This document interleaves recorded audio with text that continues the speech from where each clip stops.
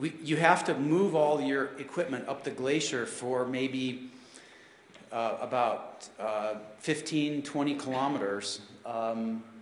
And that's difficult because the camels can't walk on the ice, so we have to ferry all these loads ourselves, so it's a lot of work.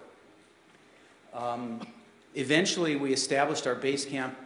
I'm actually showing you about our successful climb, too, in 1990, these photos, but we actually tried the mountain in 86. I got to within maybe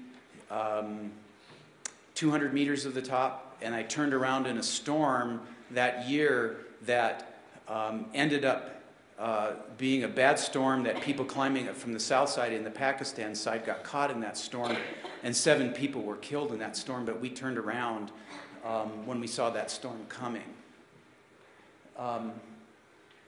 We hired 4 Pakistanis that came with us to help us ferry loads on the glacier and to cook for us at base camp. And Rasul and Fida. Rasul on the right there is just like a brother to me. I've been on at least 15 or 16 expeditions with him since the mid-'80s. There's 12,000 feet of relief from our camp here on the glacier to the top of K2. And we were a team of 4 climbers, you know, so we didn't have a big team. We climbed in kind of a combination expedition style, alpine style, which meant that we fixed some ropes and established some fixed camps up to about 7,000 meters because we didn't feel like we could safely just put our packs on our backs and just go to the top and come all the way down and do it safely, especially if we encountered a storm, which is actually what happened to us on the descent. And this is a picture of me with one of my longtime climbing partners, Greg Child. What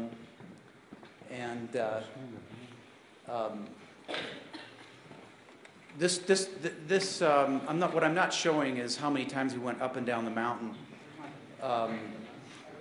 to acclimatize, and one of the things that really helped us on our successful climb in 1990 was we had some old ropes that we put there in 1986 when I was we could sort of dig out of the snow, and where they were damaged, we could kind of tie knots on them and kind of use them as hand lines. That kind of helped us quite a bit. I love this camp. This was our Camp 3. This was at 25,000 feet, so around 7,500 meters. It was on this beautiful little airy spot.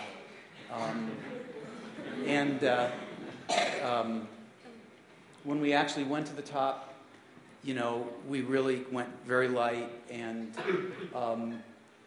we avoided the mistake that we made in 1986. And this is something, too, that I'll talk a little bit about later, is how much you actually learn. You know, there's some people, like when you're defeated, you know, it's like, oh gosh, I lost, you know, that wasn't worth anything. But, you know, oftentimes you learn more from when you're defeated than when you're successful. And certainly I learned a lot in '86 that on this route that contributed tremendously to our success in 1990.